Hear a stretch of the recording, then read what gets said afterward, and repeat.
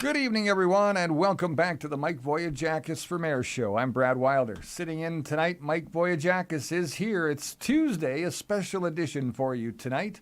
We're joined with Winnipeg mayoral candidate Mike Vogiatzakis for another honest and direct conversation about the future of Winnipeg. We'll be discussing Mayor Scott Gillingham's record tonight, something that always puts a smile on my face because, well, it's going to be a short show, I figure. The good record, the bad record, well, I guess we'll have to make that decision when we get Mike on the show. Could be a lot to discuss or maybe just a little bit. We'll have to see. We'll talk about his sudden increase in public appearances, of course, and big announcements, you know, those photo ops that he loves to take just months before the election, and whether Winnipeggers are seeing genuine leadership or election year campaigning. It sort of seems like the latter to me. We also want to hear from you, so please share tonight's broadcast. Tell us which neighborhood you're watching from and send us your questions in the comments. And before we welcome Mike, got to take a quick commercial break with more right after this. At ASAP Auto Glass Winnipeg, we know you need it repaired fast. That's why we do all the work. From contacting AutoPack and starting your claim to replacing that broken windshield, we make sure your visit is carefree with quality service you know and love. From automotive to industrial, we replace and repair. From cars, trucks, and SUVs to industrial glass, we get the job done right the first time.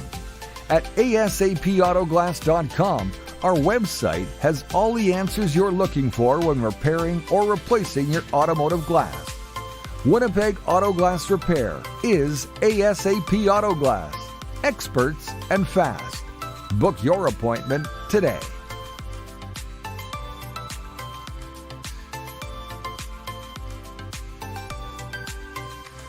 Well, welcome back to Mike for Mayor Live tonight. We've got a lot to get to as we get into the show. Mike is here somewhere. Let's find him. There he is. There you go. How you doing tonight, Mike? Good to see you. Am I lost, Brad? We were for a second there. I was just trying to get that commercial to stop. That's your brother's company, right? Oh, yeah. ASAP Tree Services. You got to use them. Auto Glass we're talking about. Auto Glass, not the trees, but he's got a tree service as well if you need your trim of your trees or your bush. If you need a trim, if you're Joining me tonight, Winnipeg mayoral candidate Mike Vogiatzakis. Mike, welcome back to the show tonight. I know you've been a busy guy. Hope you're doing well. I'm doing well, Brad, and thank you for being a host of another show. Good evening, Winnipeg, and thank you for joining us this evening, a special show tonight. And the reason we're doing it tonight is tomorrow we are going to be at a special event. We're going to talk about that in a couple of minutes. Before we get into tonight's show, of course, Brad is going to tell us what we're doing next. Then we're going to say hi to some people, obviously. And there seems to be a lot of people on for a Tuesday there night. is actually, Mike. It's they're joining quite rapidly. We want to say hi to Randy Stanton tonight, who made it in first. I want to thank Randy for being here. What's that? Mike Cherry's first.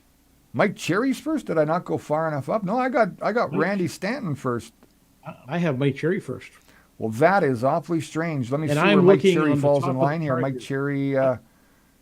So I got Mike Cherry way down there. City bureaucracy at its finest yesterday and today. Yes, absolutely. Well, we can go through it. Steve Bage. Hey, Steve. Thanks for watching the show. Kelly Johnson. Randy, as you said, Mavis is on the show. Good evening, Mike, Brad, and y'all. Good old Al Bueller's on the show with us. And, hey, your turn to do something.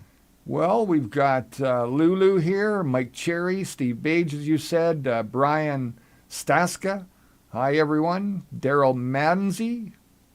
Manzi? Yeah, that's right, Manzi. Nancy? Debbie Lamoureux's here. Looks like Val Kirsch Marin is here, as well as Sharon Foster, Kelly Johnson, Doreen Goodman, Brooke Long, Annie Lima. Yeah, Gloria K drops in tonight as well. So lots of people starting to get online. Obviously, everybody wants to know about Mike's future plans for Winnipeg if he becomes mayor. When he becomes mayor. Let's stop saying if and the what if. Yeah. There's no what if. It's going to happen. I mean, there's got to be a poll coming out soon. I hope that we're going to present those numbers and you're going to see Winnipeg that Mike is in the lead. I got a funny feeling that you're in a big time lead over the current mayor. Well, that's not what Scott Gillingham's team says. According to their team, we're not even on the map. Not even on the map. Well, those signs are getting out everywhere, aren't they, tonight? We are putting hundreds of signs out, and if you haven't got your sign yet and you want one, you go to MikeForMayor2026.com, and our team, and we have a huge team delivering signs. We'll bring out a sign, put it on your lawn, and you're part of the movement. That's great. Now, whether you're supporting our campaign here with Mike from the beginning or maybe watching us for the very first time or still deciding who deserves your vote, we want you to know you're welcome here. We know you're trying to figure things out, and a lot of people are. We understand that you might have a little bit of controversy in your own mind about who to choose. I think there's, 12 candidates so far, Mike? Is that right? Yeah, I think we're at 12 now, yeah. Yeah, so a lot of choices there, a lot of decisions to make. Obviously, you can kind of tell who's organized with their campaigns and who's not. Bumper stickers, signs up on the sides of the road, in front of houses. We've got buttons. We've got T-shirts coming. I mean, there's all kinds of great things that are happening with Mike for Mayor and his campaign. You can find it all at MikeForMayor2026.com. It's really easy. Mike for Mayor, FORMAYOR 2026.com. All right, Mike, let's get into the show tonight. It's about people of Winnipeg. Your questions, your concerns, and your opinions matter, so keep them coming tonight. Mike, tomorrow night, you'll be holding a meet and greet down at the Cork and Flame, and that'll run from about 6 until 9 p.m. Does that sound about right? That's exactly right, from 6 to 9 p.m. And this isn't simply another campaign event for you. The Cork and Flame has some history, obviously, within your life. Your brother Kyriakis lost his life January the 24th, 2024, something that, we'll never forget. It's one of those days that, it was gut-wrenching for me. I mean, I got the phone call from you, and you were still in the car on your way there, and I remember what you said, and I'll never forget it. It'll live with me till the day I die. But it's just a really tough situation. And then taking over the restaurant and trying to uphold your brother's legacy and make sure that, the staff were taken care of at that wonderful restaurant, the Cork and Flame, and that, the restaurant survived. And it did. And I'm really proud of that. And I know you are as well, right? Correct, yeah. Brad, tomorrow might be one of the most difficult and emotional moments of my entire campaign so far. Cork and Flame was once a place filled with happiness, family, friends, and many wonderful memories. But of course, on January 24th, 2024, everything changed. It became the place where we lost my little brother Kyriakis, and my life forever changed. Walking back into that building and standing before the people of Winnipeg will not be easy. I know the memories and emotions will be a little overwhelming, but I will not hide the pain. I will stand in that very place where tragedy changed my life and explain why I refuse to remain silent. I will speak about Kyriakis, what his loss has done to our family, and why this campaign is more than politics to me. It's personal. It's a mission. But tomorrow night, we will not only talk about my family's tragedy, we will talk about Winnipeg's future. I will speak openly about serious problems facing our city: crime, unsafe transit, deteriorating roads, traffic congestion, homelessness, addiction, failing city services, and a city hall that has stopped listening to the citizens. Most importantly, I will explain the Mike for Mayor campaign solutions. And that's what people are waiting for, solutions. I will discuss our plan to strengthen public safety, protect transit passengers and drivers, restore reliable bus services, rebuild our roads properly, improve emergency response times, support people struggling with homelessness and addiction, and bring accountability back to City Hall. I will also listen to the people. I want Winnipeg to ask questions, share their experiences, and tell me what changes they want to see in their neighborhoods. Tomorrow night will honor the memory of my brother Kyriakis, but it will also demonstrate why I am fighting so hard to improve Winnipeg. I invite everyone to join us at the Cork and Flame, 3106 Portage Avenue, between 6 and 9 p.m. Come meet me, ask questions, hear our plan, become part of the movement to take our city back. Remember, Brad, nothing changes until something changes. And it's going to be an interesting night walking in there. And I haven't gone there too often since I sold the restaurant, but seeing my brother's pictures on the walls, being in the patio where we are going to have the event, and just seeing all the people there, it's going to be a very interesting night tomorrow night. And I just can't wait. And you heard me, Brad. We stood on the same stage. Yep. When my brother died, we did that candlelight service where 400 or 500 people attended in the parking lot. And it was quite the night. A lot of candles, a lot of tears, a lot of stories. And that night I stood up on that stage and I said, I will stand up and make change in my brother's memory. And that's what I did when I decided to run for mayor, making change in my brother's memory. And when I make change in my brother's memory, it's going to be a positive change for the city. There's no one who's more motivated to change the city than I am. No one whatsoever can be as motivated as I am. The fire in my heart is burning. You know, you've been very critical of the mayor currently and his leadership. You said that, you know, he appeared to be missing in action for much of the last 3.5 years. And now, only months before the election, Mike, Winnipeggers are suddenly seeing him everywhere, holding news conferences, making public announcements, promoting city services, even making new promises.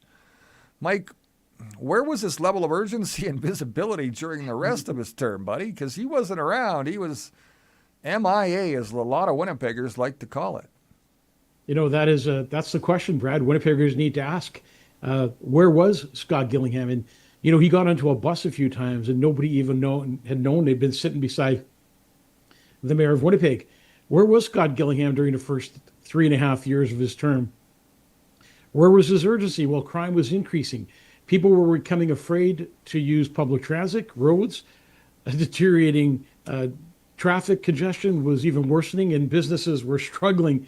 Now, with the election only months away, the cameras are rolling, Brad. The announcements are coming in, and promises are being made. But leadership is not about suddenly appearing and becoming visible when you need people's votes. Leadership means showing up every day, listening to the people and taking responsibility for the conditions of the city. Winnipeggers should not judge Scott Gillingham by what he promises for the next election. They should judge him for his entire record. They should also judge by my record, my actions, and my commitments I make during the campaign. Winnipeg does not need another election year performance. Winnipeg needs a mayor who will be visible, accessible, accountable for the entire 4-year term. Real leadership does not suddenly appear when the cameras are turned on. Real leadership is there when the people need it. You know, I got a picture of Gillingham up beside you right now, and I you? just want people to know what he looks like. Is he on this side or this side? That side there, yeah, you were right the second time. No, the other one. Oh, okay, so on this Yeah, side. that one there, yeah, that's the side.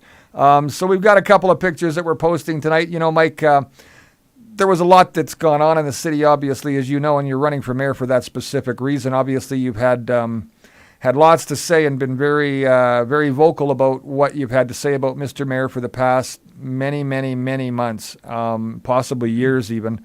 We've got some of those posts that are up now. One of them was a summer of milestones, momentum, and memories for our city.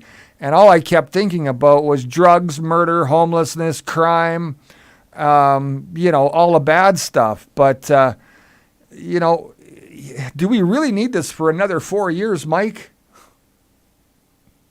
You know, that's the question that that you really have to ask yourself, right? Do you need this for another 4 years? Now, there's a central difference between you and Scott Gillingham, isn't there? You're not anything alike at all, even though you both come from I don't want to say you're a clergy, but at the same time, I mean, in the funeral business, you have to act as clergy sometimes, I guess, and you're very much accountable for your surroundings every time you're working. So same sort of heart, same sort of mindset, but a little bit different, I'm assuming.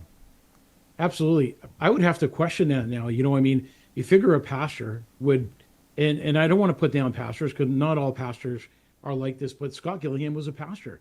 And I think he got elected mainly because people finally thought that somebody who was honest was going to come forward and change the city, right, and be a voice for the city and show people what real leadership should be like.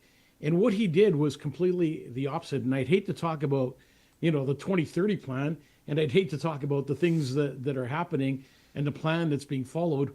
But, the question is, has Scott Gillingham been bought?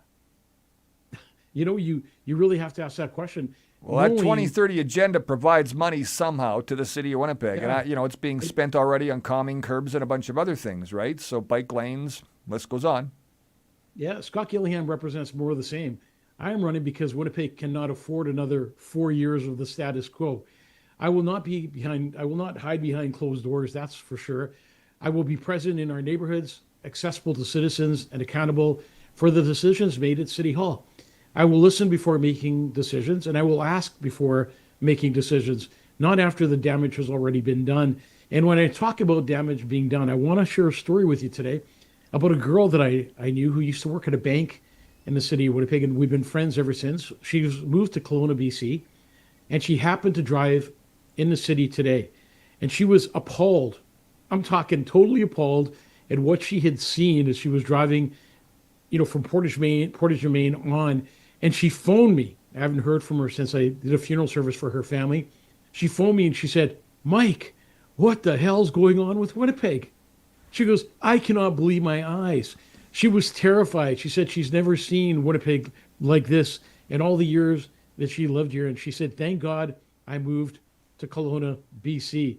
Mike, I want to mention this because when you get to that end of Portage and Main, you get to the end of the road there and you've got a decision to make. Should I go left or I go right? Right's a lot more sane than the left, right?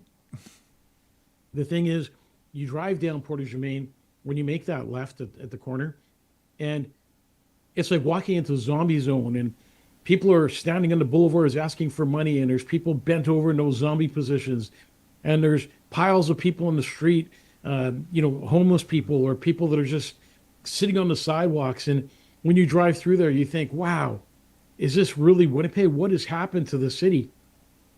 So it's horrible. 4 years of Scott Gillingham, and the city has gone completely downhill. And people have to ask themselves this question. Do we want 4 years of Scott Gillingham? Do we want 4 more years? Look, you're going to see a lot of advertisement. You're going to see a campaign that's on fire because he's got the money in his pocket to run that campaign through his supporters, and the supporters are the people he's working for or with. See, this campaign is about restoring leadership, in my opinion, accountability, and the people's voice at City Hall. So let's talk about that for a second, because are you going to be the kind of mayor who hides behind his desk with a closed door? Are you going to be that guy, or are you going to get out in the public eye and have those conversations? And some of those conversations are going to be the toughest conversations that you're probably going to face in life. Brad, I've been facing tough conversations for the last 27 years as a licensed funeral director, embalmer, and a general manager of 4 funeral homes. There is nothing that I haven't seen, experienced, nothing that I haven't witnessed or lived through. So I don't think anything at the city of Winnipeg can shock me, except maybe some of the corruption that I'm going to see coming into to City Hall. And boy, is City Hall in for a surprise, because we're going to be auditing all kinds of departments and finding out where all the money is and how we're going to give people money back, how we're going to save them and their taxes. Like, City Hall is in for a complete tornado, because we're going to be turning things upside down. As I said before, I'm not part of the status quo. I'm there to challenge the status quo. I'm there to make changes. I'm there to finally give Winnipeg their voice back. Is it going to be a tough job? It's going to be an extremely tough job. Is it going to be challenging? Not any not any stronger than any other challenge I've faced in my life. Brad, you've known me for a lot of years, and together we have faced a turmoil of challenges, and we've gotten through every single one of them. So we've had quite a few years of bad mayors in the city of Winnipeg. It's time for a mayor to come here and put a footprint on the city for the powerful change that he will make and what he will do for the citizens, not for himself. Okay, Mike, so let's talk quickly and briefly about how many promises did Scott Gillingham make during the 2022 election, and how many does he claim to have fulfilled? Has he fulfilled any of the promises that he was talking about besides what, Portage and Maine in the 4 years? Brad, according to Scott Gillingham's own admission in July 2026, his own report that he made, his own platform contained 90 commitments, 90 promises he made. He claims that 57 of them were fully delivered, 23 received partial attention, and 10 received limited or no action whatsoever. That means only 63% were fully delivered based on his own assessment. But this was produced by the mayor's office, not by an independent auditor. Some commitments counted as delivered, were changed, redirected, or completed directly into a different direction than what was promised. Winnipeggers must look beyond the numbers and ask, are our streets safer? Is transit better? Are our roads improving? Are taxes under control? Is City Hall listening to the citizens? A report can claim progress, but Winnipeggers are living with the results every single day. And we know what the results are in every neighborhood across Winnipeg. Neighborhoods are changing. I want to give a shout out to somebody that I know you know and I know, a guy named Brent Fitz, who's a long-term legend in the rock and roll industry, plays with Slash and various other bands. This might be a good time to talk about the band thing and what we've got coming up, something special I know you want to announce here tonight. But Brent Fitz Way was just announced in Winnipeg, and I want to congratulate Brent Fitz on receiving that award from the city. Is that something that you'll do as a mayor too, hand out keys to the city and change street names? Because I'd love a Brad Wilder street somewhere, maybe right in front of the ledge. Right in front of the ledge. What's that, Ballantyne? What's it, Balmoral? Yeah. No, what's the street there? Right in front of the ledge. Do you remember? Broadway. Broadway, that's it. We should change Broadway to Wilder Way. I think that'd be a good idea, buddy. Hey, everything's wild up around the ledge these days, isn't it? Mike, Scott Gillingham promises to widen Route 90 during the 22 election. Did that ever happen? Because I'm still driving like 10 kilometers an hour between every single time we've got to get to work, to and from. Scott Gillingham did promise to widen and renew Route 90 with the goal of having tenders issued and shovels in the ground by 2026. It's now 2026 and construction has not started. According to his own progress report, only design work and return on investor studies have been completed. That is not the same as delivering the project he promised. Route 90 remains congested, as you know. Families remain stuck in traffic, and another election is approaching. Winnipeggers deserve to know what happened to the promise of having shovels in the ground by 2026. That was a big campaign promise that he made, and a lot of people were looking forward to a wider, faster Route 90. And of course, that has not happened. The congestion on Route 90 is completely out of control. Again, people say this, I'm going to say it. What a disappointment. Another campaign promise that was tossed under the carpet. But Scott Gillingham is campaigning as we speak. He's taking more photos than he's ever taken in his life. He's been at Folklorama. He's been everywhere you could possibly be.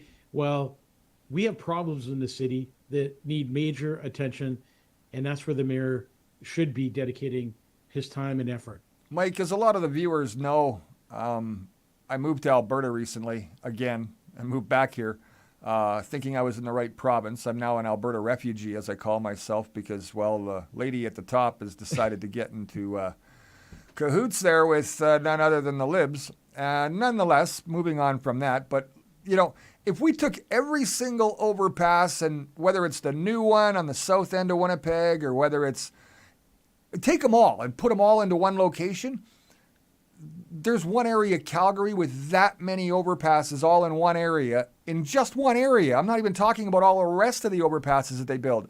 These guys build overpasses in like 3-4 weeks.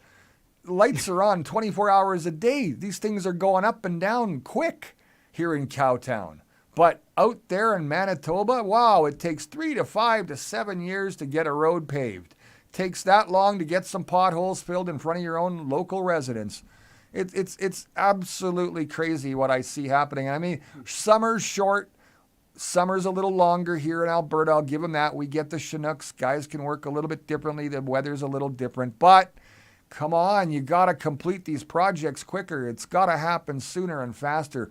And Mike, I want to talk about this because Mayor Gillingham, his campaign promises way back when, they didn't live up to fruition, did they? He broke some promises. So why don't we talk about what he broke? Because, well, you're going to have to fix all this, aren't you? Well, let's talk about potholes.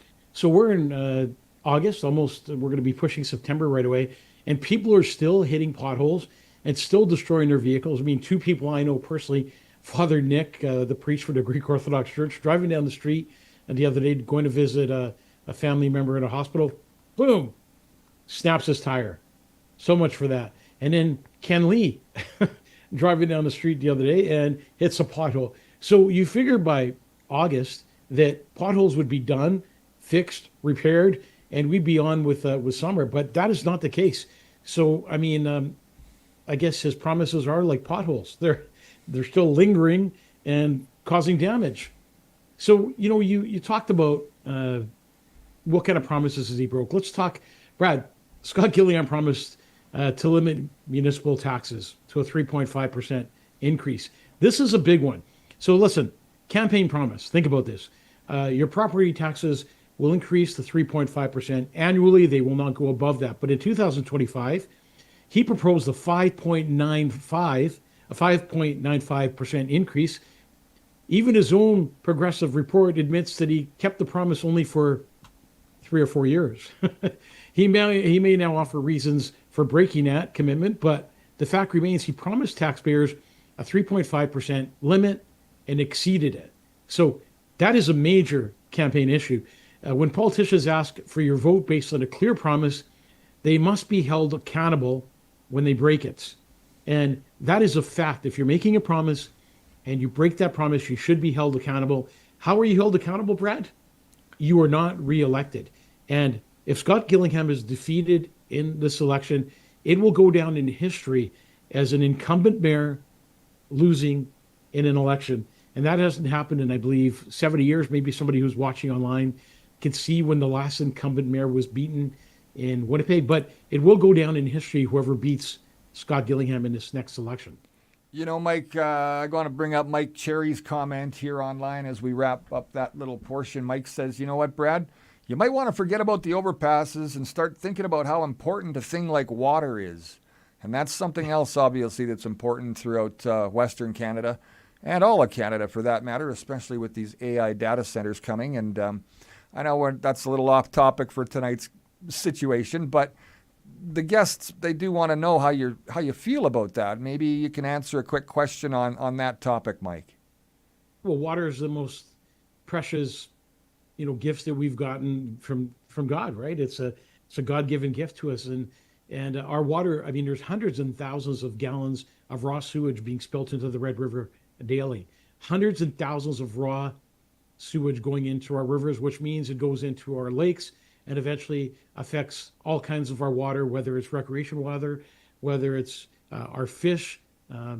It's terrible what's happening, and nobody's saying anything about it. It seems to be a big secret that nobody's talking about, and as if it doesn't matter.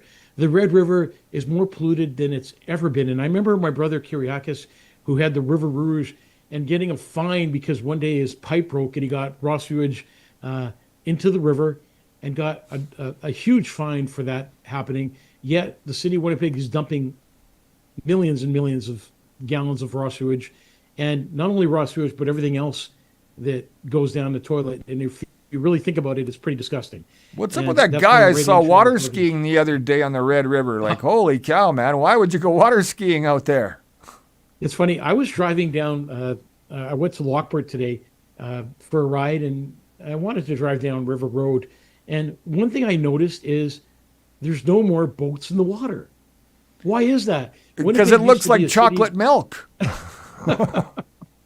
Winnipeg used to be a city that recreation in the water was a big thing. Like you said, people water skiing, the banks of the river, people fishing, boats, going through the locks, getting into the other side. You do see some people on the other side of the locks, the Lockport side, and they're fishing. But on the Winnipeg side, you barely see any traffic in the water anymore. And of course, the city of Winnipeg destroyed the River Rouge and the Paddle Wheel Queen and all those boats from ever being in the water again. So, but we have a human rights museum, so I guess we got to be happy about that, right? Okay, Mike, what did Scott Gillingham promise when it came to Portage and Main, and what did he actually ultimately do? Because that doesn't jibe, does it? What he said he wanted and what he did, two different things, right? It's funny, Brad. Scott Gillingham said he would respect the 2008 vote that we did, with 65% of participating voters chose to keep Portage and Main closed to pedestrians. So that happened in 2018. He said he would respect that and Portage and Main would remain closed. After becoming mayor, he reversed his position and led an effort to reopen the intersection at street level. It officially reopened pedestrians in 2025. Gillingham says he changed his mind after the city received an estimate of $73 million to repair the underground membrane, along with the warnings of years of traffic disruption. He is entitled to explain why his position changed, but Winnipeggers are equally entitled to ask why a clear commitment to respect their vote was ultimately abandoned. And the other question people are asking is, well, if the underground was so bad, and if it was falling apart and they had to open up Portage and Main because of what was going to happen to the stores and to the people underground, well, guess what? Now Portage and Main is open, and so is underground business. Still open, still running. The membrane seems to be fine, and it seems like Gillingham kind of misled the voters and taxpaying citizens again. Again, that's the concourse is what you're talking about there, right, Mike? Yeah, the concourse. Yeah. I call it the underground because that's where the underground business is, right? Yeah, absolutely. But the concourse is open. Portage and Main is open, and it seems to be working fine. The bottom line is that money that was spent on the opening of Portage and Main could have been directed into another direction that the city terribly, terribly needs. And we're going to be going downtown with the campaign team in this next little while and doing videos of how bad it really is in downtown. Next week, I'm going to go talk to a business, Brad, that has been waiting to get a permit to open up their business for almost 7 months now. They're at the point where they don't know if they could even open because they're running out of money. And the city of Winnipeg seems to not care. We went through it last week when we went to register a campaign office, and Todd from our team went down and he got the runaround for hours, and then he phoned and got more of a runaround and more of a runaround. And this is for a campaign running in the city of Winnipeg. So imagine the average citizen that needs permits for businesses, for home repairs, for work in their house, for their street, whatever the case may be. We are going to cut the red tape when it comes to permits. We are going to go in there and rip that department apart and make sure that it works for the citizens of Winnipeg, because enough's enough. Why is it that if you want to put an infill house in, it's granted to you just like that? But if you want to do work on your own property, if you want to open up a business, if you want to rent a building, if you want to run look, the businesses in the city are the backbone of the city, Brad. And it's crazy because those are the people that employ the moms, the dads, the part-time students. They are the ones that keep the wheels turning in the city. And the city of Winnipeg is making it impossible for these businesses to keep operating with all the things they're doing, including a business tax that's completely out of control. And I'm witnessing that myself, where not only did our property tax go up at 3 locations in Winnipeg, but our business tax also went up. And guess what? If you don't pay your business tax in the city of Winnipeg, guess what the city does? What? They send bailiffs out. Really? To collect? To seize your business until you pay that money. So Really? the average small business that doesn't have those funds in their bank account are pushed to foreclosure or bailiffs seizing property or assets until they could pay that bill. And I know a number of businesses that were actually closed down because they couldn't come up with the money for a property tax. But how do you come up with money when they keep putting roadblocks in front of you? They built these bike paths. They're taking parking away from streets, and they're wondering why businesses can't afford Top Red anymore. They're making it impossible for an elderly person to go downtown like you, Brad. And hey, putting a safe consumption site downtown is another problem in its own. Safe consumption site opened today. Today it opened. They bought a building for in the millions of dollars. They bought a building, and they're building a safe consumption site. This is how bad the city does not listen. So the city of Winnipeg is in charge of giving permits for the safe consumption site. The provincial government is the one that puts the safe consumption site together. But without the permits from the city of Winnipeg, it can't operate. But obviously, the city of Winnipeg decided that they're going to work with the provincial government to open up a safe consumption site, even though it proved to be a failure right across Canada, Brad. But of course, Winnipeg politicians don't learn until they get kicked in the butt and spend a bunch of citizens' tax dollars and realize, oh, we made a mistake. Sorry, we're going to need more tax money at the end of the year. Absolutely, Mike. I've been looking at some of the comments, and Joe Smith had a good one. Obviously, this is going to come down to being able to spend money wisely as you move forward if you become mayor. You're going to have to make tough decisions. Is one of the first priorities to make cutbacks or cut programs and funding for NGOs or anything else in the city of Winnipeg? Is that a plan? We have a huge surprise for the city of Winnipeg because we're doing something different. So as a mayoral candidate, I'm good at what I do, but I'm not an accountant. I'm not a CPA, I'm not a chartered accountant, but we have a chartered accountant working on our team with us who's ripping the books apart of the city of Winnipeg, and the money that he is finding that's foolishly being spent or hidden or put to other places is astonishing. And we are going to bring him on one day soon, and he's going to talk about what the city of Winnipeg is doing and how the city of Winnipeg doesn't have we don't have a money problem. We have a spending problem, Brad. People always say, well, where are you going to get the money for this project or that project? The money is already there. It's what they're doing with the money and how they're spending the money and how foolish they're being with the funds of taxpayers. This isn't your money. Well, I'm glad you brought that up because that's exactly what Joe Smith's question is. I didn't really get to his question before we jumped into that, but his question is, pride parades or potholes? It shouldn't be much of a choice, should it, Mike? No, I mean, the choices that have been made by Scott Gillingham ask yourself the question, why have 5 councillors who make huge amounts of money dropped out? Will a councillor get a raise in the next 4 years of me being mayor? No. Will the mayor get a raise? No. Will we give back to Winnipeggers? Yes. Will we spend your money wisely? 100%. You can be assured that money will not be spent foolishly. We're not going to go and get 1 million people from other provinces telling us how to fix Winnipeg, how to fix potholes, what to do. Consulting fees are through the roof.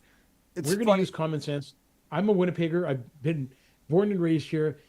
I could tell you what this city needs and how we could do it. We don't need to go to Calgary or Toronto or the States to have somebody else tell us how to do it at millions of dollars worth of fees. Correct. It doesn't need another report. It needs to actually get accomplished. So, Mike, let me ask you something else. Let me ask you something else now, Mike. Another question. We still have like 20 minutes to hack on the mayor, so that's really good. What's another campaign promise that Scott Gillingham delivered? Oh, wait, failed to deliver. I'm sorry, he didn't deliver much this year. So what's one that he forgot again? I think Brad Scott Gillingham promised the councillor and citizen information rights bylaw. It was supposed to improve transparency, give all councillors equal access to city information, and create penalties when public information was deliberately withheld. Gee, I wonder what happened to that. I wonder why. According to Gillingham's own progress report, no action. I would call that unfilled promises. calling it a lie would require proof that he never intended to deliver it, so we won't call it a lie. But the result remains the same. He promised greater transparency, served almost an entire term, and did not introduce one bylaw that he said he would. No, that's right. And that's tough because, you expect it when you vote for somebody that they're going to actually accomplish stuff. There's so many major decisions by Scott Gillingham that angered many Winnipeggers, isn't there, Mike? And raised, I guess, serious questions about transparency within the City Hall establishment itself. How do you intend on overcoming that? Brad, let's talk about the overhaul of Winnipeg Transit. And that's a good example. Yeah. Yeah. The new network was presented as easier, faster, more reliable. But after it was launched, many passengers report longer commutes, additional transfers, and reduced convenience, and more crime on the buses. Early city data indicated that weekday ridership had declined by nearly 14%, Brad. We later learned that faulty GPS systems had left the city without reliable ridership and performance information for crucial months. I'm not going to accuse the mayor of a cover-up without evidence, but I will ask a serious question.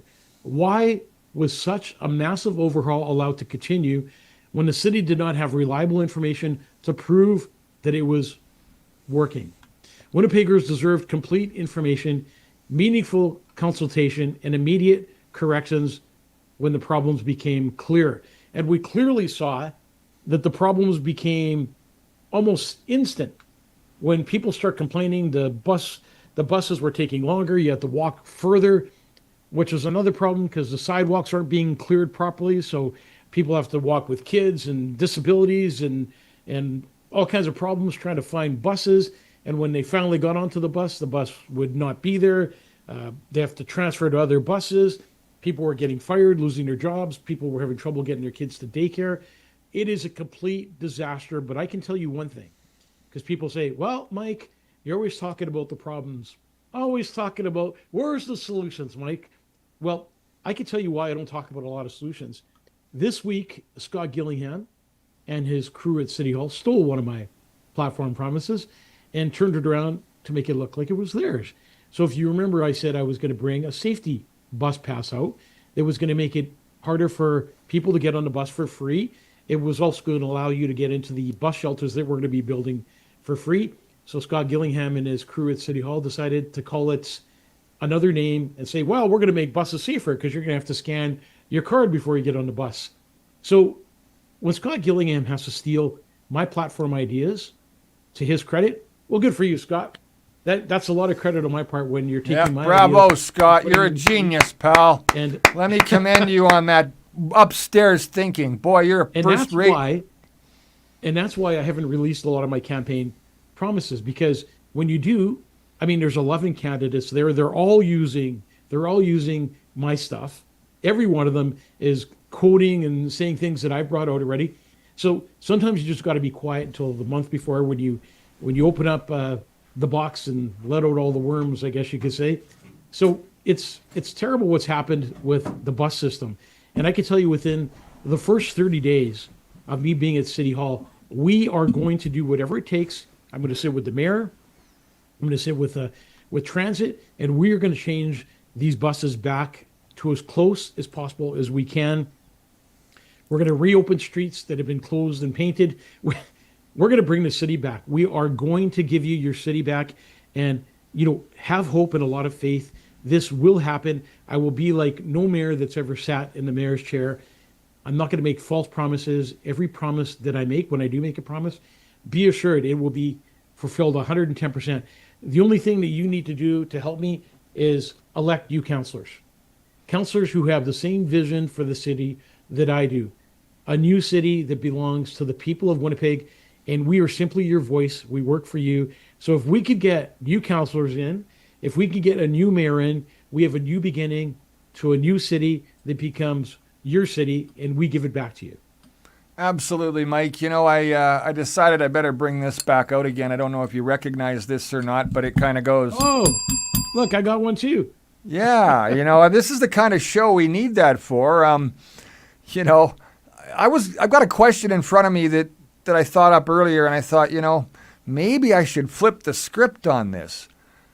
And I don't normally do this with the questions because it can really mess you up. But let me throw one at you here. Let's flip the script on this one question. What do you believe Winnipeg voters think about Mayor Scott Gillingham? What do I?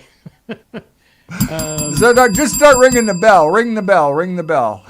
Can I take the can I pull a Fauci off and take the fifth on that Plead one? the fifth 115 times. No problem, buddy. You got it. So what do you think voters now think about you then, Mike? What are you bringing to the table, and how will you create real change? People want to know, and they really want to get inside your head and figure out what they should think of you. And a lot of people may have their own opinion already, and let's face it, you probably don't really know Mike. I've known him for 45, almost 50 years now, and stand-up guy. Stand-up guy who will get the job done, and he'll take Winnipeg under its wing and make sure that Winnipeggers are heard and Winnipeggers are proud of their city again in a way that no other mayor has been able to put on the table for the last, I don't know, decade, 2 decades. That's Brad, my I take on can't it. I can't speak on behalf of every voter, but I can tell you what people are saying to me personally.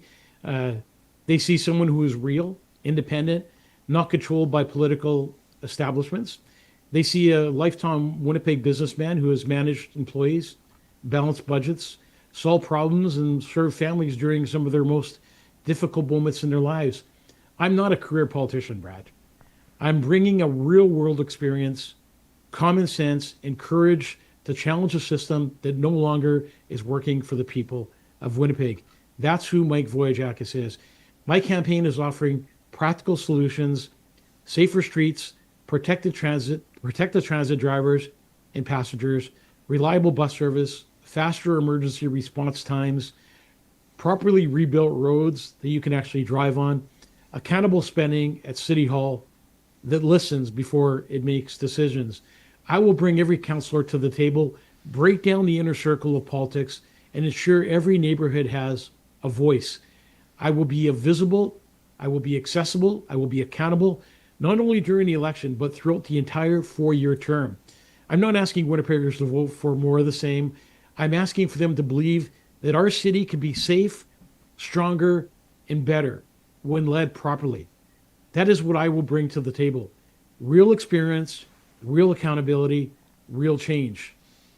Now that sounds like somebody I could vote for, Mike. Somebody that's got some real direction, some real I thought you were going to motivation, say something else there. determination. I mean, there's a whole bunch of words that fall in line with why you're doing this. And Mayor Gillingham and probably 11 other candidates or 10 other candidates don't have that in their blood at this point either. They want to make things better. I mean, I'd love the salary to be the mayor at the City Hall for 4 years. I think that'd be stellar too, but or even a councilman. But, the reality here is there's a lot more at stake than just taking home a paycheck and walking away and taking a few pictures. And other mayors have done that in Winnipeg, and the success level and the level of growth within the city itself has just not been there. And that's something that I know you take to heart. I know it's something that people will say your campaign is giving Winnipeg hope, isn't it? You hope for a better tomorrow and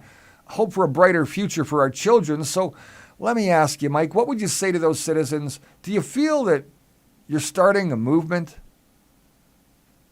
Brad, hearing that means more to me than I could put into words, to be honest with you. This campaign has never been about one man, me. It's about thousands of Winnipeggers who are tired of being ignored and are ready to believe in their city again. Yes, I believe we're building a movement, a strong movement of ordinary people who want safer streets, stronger neighborhoods, reliable services, and a city hall that works for them. Parents should not have to wonder where their children are going to be safe, whether they're walking to school, riding a bus, playing in a playground or in a park. Our children deserve to inherit a city filled with opportunity, not fear. To every citizen who says this campaign gives them hope, I want them to know that they give me hope. To every volunteer, every donation that's made, every lawn sign that's delivered, every message and conversation reminds me why we must keep moving forward, Brad. Together we can restore pride in Winnipeg. Together we can build a safer and brighter future for our children. This is more than a campaign, it's a movement, and it belongs to the people. And our campaign says this: real change now. And that's what you get from the Mike Vogiatzakis campaign, the team, and the people who've joined this movement. This is a movement that won't let you down. It's like riding a train. The train that's going to take you all the way to your destination. And that destination is to have a better future for our children, our grandchildren. And right now, you're scared to even allow your kids to play in playgrounds. Why? Because most of our playgrounds are infested with needles that have been used by drug users. One day, and I hope this never happens to any child of yours, but someone's going to get poked with one of these needles that are in these playgrounds, and it's not going to be a good situation. Our priority should be to clean up our playgrounds where our kids go to school. It needs to happen. It needs to be a priority. We can't put it on a waiting list any longer. Scott Gillingham, before your term is over, I encourage you to protect the children of the city, protect the seniors who are afraid to walk in their neighborhoods because they fear of what's going to happen in their neighborhood. They fear the violence. They feel the break and enters. They fear the fact that when they call 911, they're being put on hold. They fear when they get hurt, they fall, an ambulance doesn't attend for 3, 4, 5, 6 hours. We need to give our city back. People are losing their jobs. People are struggling. Many families are going to food banks to eat. This city needs powerful leadership that cares, that has a heart, that has compassion, and knows how to treat people fairly. And that's what you're going to get in Mayor Mike Vogiatzakis, a compassionate guy who's going to reach out and help you when you reach out and ask for help. And our doors to City Hall will always be open. The city's very scary. It's scary when you know the bus drivers who go to work, who have families at home, are getting stabbed with needles on their shifts. And then when you say that these bus drivers should be protected, following what the union said, and I believe that, they should be protected. They're real people with real families going to work, trying to make a living, and they don't deserve to get stabbed with needles. The people riding these buses need to be protected. They need to be cared for. It's our responsibility as a city to make sure our citizens are safe, whether they're on a bus, walking down the street, out at a restaurant, eating, at a Winnipeg Jets game, a football game. It's the city's responsibility to keep you safe. Absolutely, Mike. You know, we're getting close to running out of time here, and I know you want to take a couple of questions tonight, so let's move on from that real quick. Real change now is what the campaign is about, and Mike is somebody who's going to definitely take care of all three of those things. You know, Mike, Hey, let's talk quickly about... Sorry? Before we take some questions, just one more time. Tomorrow night, this is where it all happened. This is where I decided to run for mayor, and I'm doing it in loving memory of my brother Kyriakis. So tomorrow night, we're going to be at that place where my brother was murdered, on that street at 5:30 in the afternoon, between 6 and 9 at the Cork and Flame tomorrow. Please join us. It is going to be a great event. Bring a donation. Come and get a sign, get a button, get a sticker, a campaign sticker. Listen to me speak, and join the movement tomorrow night. And we're going to be at Vinsley. People have been asking us to come to the North End, and we're coming where you want us to come. We want to come and speak to you in your neighborhoods. On the 18th, we're going to be at Vinsley Community Center, and that's going to be between 6:15 and 9:15. September 1st, we're going to the Pony Corral, and that's going to be on Pembina Highway. And we're coming to Transcona. We're trying to set a date there. If you want us in your neighborhood, reach out to our team. Hey, I want you to give away some prizes. What do you got for prizes, man? We need some prizes around here. So tomorrow night, we're going to be giving away, thanks for bringing that up, Brad. Tomorrow night, we're going to be giving away, so the Burt Block Party is coming to Winnipeg in the coming weekend. Colin James. Because it's been 5 long years and I've loved you just the same. Colin James. Streetheart. Streetheart. More time. Absolutely. But anyways. Hey, you know, I went golfing about 2 months ago with Paul McNair. It was great. Best day of my life. Great. Lead Anyways, singer of we're Streetheart. giving away 2 tickets to the block party. They're $130 a piece. We're giving them away tomorrow night at the Cork and Flame. So you could go out and enjoy a great night of entertainment with Colin James, Streetheart, and a whole bunch of other people. Let's go for. I'm going to start Let's go driving for down some to the Cork and questions. Flame right now, Mike, and that way I'm ready for tomorrow because I tell you what, I could use some tickets to the Burt Block Party. That sounds like a lot of fun. Why don't we go to a couple questions and then we Sure. we have Now, like Mike, 5 minutes. Sue Rayberg Reed has asked a question. Now, she says that she's messaged you numerous times already, and I know you're a busy guy, and I'm sure Sue can appreciate that as well. But, Mike, rent control in the city of Winnipeg. She says, please talk to me. Tell me about rent control. Talk about that because it's an important topic for a lot of seniors, younger people. It's really something that, I don't know, does the mayor have a chance to even put rent control in place in a place like Winnipeg, or is that just something that happens in Toronto? So, what my main priority is to make Winnipeg a place where people can live and be able to afford to have a house and an apartment. And we're going to do whatever we can to work and make rent affordable and bring affordable housing into Winnipeg. Again, it's a plan that I can't talk about right now because of one of our platform releases. And when I talk about it, it's just something that they're going to take, steal, and use on their own. So be listening in the near future, in the coming weeks, probably the 1st of September, when we talk about what we're going to do, Sue, with rent control and how we're going to try to make it affordable for you and seniors. And trust me, in the business that I'm in, I see people struggling every day of the week. I know that struggle's real in the city of Winnipeg, whether it comes to food, food banks, rent. It's a real struggle, and I feel for you, and my heart goes out to you. And be assured that I will be a mayor loaded with compassion to do what I can to maybe put a freeze on rent, maybe bring in more affordable places that people can rent where they actually can pay the rent and stay long term. So we have plans. We will put those plans to work. And again, I'm not bypassing the question, and I'm sorry I didn't get a chance to return your message. But as Brad said, I literally have thousands of messages. Our team doesn't respond to your messages. We don't have university students that we pay. We don't have people coming in and answering our emails. I answer every single email on my own, and I try to get to as many of them as I can. Sometimes it's a little overwhelming, but I will get to you eventually. Brad, go to another question.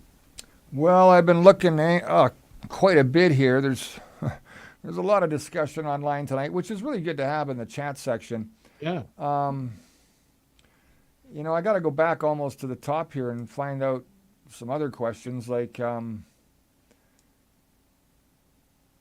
just a comment, like Mike is too much of a social butterfly to just sit behind the desk. You used to be a mobile DJ. We threw the parties on the weekend. We had a lot of fun. We are go guys. We're not sit down and wait. We're action go-getters. And I know the city can't wait to see all that you're going to do, Mike. And that comment came from Christina Coppins Bloomfield. Yeah. Joe Smith, again, he commented earlier tonight, and he says he's got my vote, but he needs a council backing him. Otherwise, nothing will change. This current group won't cut it. So what's happening on the councilor side of things, Mike? You got that all under control? How does that work? We're going to work really hard to work with counselors that are going to work with me. And what we need counselors that work together. That's the only way change is going to happen in the city of Winnipeg. Like, for example, when we talk about rent control. So rent control is something that's brought on by Wab Canoe and the provincial government. So, the province rent increases through Residential Tenancy Act. And what we're going to do with that is work with the provincial government to try and make rent affordable. And that's how that needs to work. So we have to get the councillors on board to have the same plan, to have the same vision for the city, to make sure that they care about you, your families, your future, your children's future, the seniors in the city, the youth in the city. And that's what we need to do when we work with these councillors. So when it comes time to vote, really do a background check on your councillors. Would I suggest we vote any current councillors in? Absolutely not. I'd like to see a whole new team of councillors in, a new mayor in, and a new beginning to the city of Winnipeg. That's what I'd like to see, Brad. Do you support any of the people running right now for councillor positions, Mike? Is that something that you're able to talk about or not really? I would. the one thing I would say about that is same old, same old. They've been there. They haven't completed it. There are some new names that are running, though. Do you put any support into those people? Yeah, I am supporting quite a few of the new people that are running, and many of the candidates that are running have had conversations with me. They've come in, we've talked, we've had a coffee, and I can tell you that there's a lot of councillors who are on board with what I'm on board with, and that's a better Winnipeg for you to have a voice in City Hall, and to realize that the taxpayers are our bosses. We need to answer to you, and a lot of these councillors are running for the same reason I'm running, because they see Winnipeg falling apart. We need almost the Superman to come in, a superhero, to make the changes that need to be made to bring the city back to life again. It's not going to be an easy job. It's not going to take place overnight, but I can assure you, in my first 30 days in office, I will sit with the police board. I will sit with the premier, and I will make sure that there's positive change right from day one when I take over office to have safer streets. So we're not going to be sitting on the bench waiting for the go. We're going to be going as soon as the puck drops. And when the puck drops, get ready for some drastic changes in the city in the right direction. Hey, Mike, the insiders say you'll never beat the incumbent mayor. What do you say to that? I say the insiders don't know what I'm capable of. Don't know you very well, do they? They So don't if know the what I'm capable of. insiders are watching, if the insiders are watching right now, this is your opportunity to reach out to Mike, get the conversation started, because at some point you are going to have that conversation with Mike in the future. I believe so. And don't worry about the naysayers in the comment section that say, "Oh, this guy thinks that he can build a Stardom Bridge to heaven." They're the people that are bringing down the city. I'm the one stepping up to run for mayor. I'm the one who's taking a chance. I'm the one who's leaving a successful business to stand up for you and for the city, and to bring Winnipeg back and to give you your city back. So to those people who say you can't do it, watch me. It's going to happen from day one. And by the end of it all, I'm going to say, I told you so. I'm going to tell people that it's already started, because it has. And change doesn't happen overnight, but it's already underway, and Mike is making every effort. If you need more information on where to find Mike's campaign, please go to MikeForMayor2026.com. All of the details are there for the most part. Obviously, there's some solutions that he's not willing to relinquish just yet, as you watched the mayor last week pull a fast one on him by taking Mike's idea and then running it in the local press as his own. Pure, flat-out plagiarism, in my opinion. And as a journalist on Wake Up Canada News, I've got to say that it's just shameful, to be honest with you. Think up your own ideas, Mr. Mayor, because I tell you what, real change only happens with somebody that's new, not old. Mike, thank you very much for being here tonight. It's been a great show. I know our guests and, our viewers have all enjoyed the program tonight. They got a lot out of it, and we won't be doing the show tomorrow. Again, I wished I could have made it to Winnipeg for tomorrow night's big festivities down at the Cork and Flame. Unfortunately, I couldn't make it out again this time around, but I am trying to make it for the one after this, so we'll cross our fingers that we can get the right airfare prices. I just want to mention that now that the WestJet strike is over, Mike, it seems as though they're all back to work and they've got their big raise, and that has been passed on to the consumer, because a $2,000 plane ride, $1,000 each way for just an overnight trip to Winnipeg is what it would have cost to get there for tomorrow's night's show. So instead of putting that money into Brad, I'm glad you're not. I'm glad you're putting it into the campaign. That's a better place to spend it. I'll get there, and I'll be there, especially October 28th, when we're celebrating at the hotel and having a great party, as you are the new mayor of Winnipeg. Well, thank you for joining us again tonight. Brad, thank you for being an amazing host that you always are. And I just can't wait to continue on the show when I do become mayor of the city. And we do a weekly show talking about Winnipeg, where we're going to take Winnipeg, what happened in Winnipeg, and what's new in Winnipeg. And Brad will be with me for that whole ride. So I just can't wait till that happens. Thank you for tuning in. Take care of yourselves and each other. God bless you and your families. Good night. Good night, everybody. Good night, Take Brad. care.